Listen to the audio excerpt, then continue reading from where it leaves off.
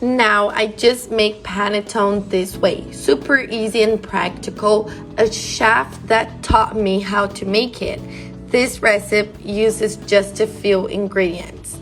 So for that we are going to use 2 eggs and beat it very well. Then add 300 milliliters of milk, 100 grams of melted butter, 100 grams of sugar, a tablespoon and a half of dry yeast, a tablespoon of panettone essence, and mix everything. Then let's add 330 grams of flour.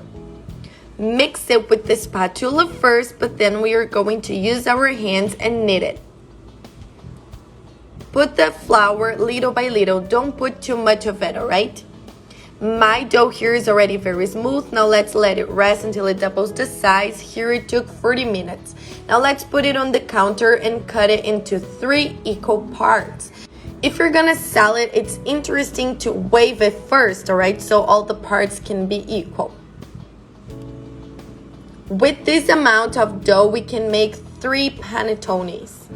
And it's also a great option for presents now in the end of the year, right? Who have big families, you just have to wrap it and it's all done.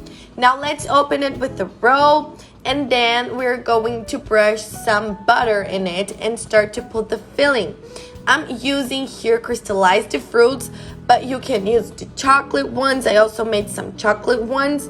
Then you're going to fold the sides of it like this, as you can see on the video, and cut in the middle and roll it again. It's super easy. If you follow the instructions, you will be able to make it. Anyone can make this recipe. Like I said, I also made chocolate ones, but you can use the filling you prefer. Then let's let it grow for 1 more hour, and just then you will take it to the preheated oven to 350 degrees Fahrenheit for 50 to 55 minutes. When you take out from the oven, just brush some butter on top of it because it will let it even more smooth, alright? Wait for it to be cold before cutting it.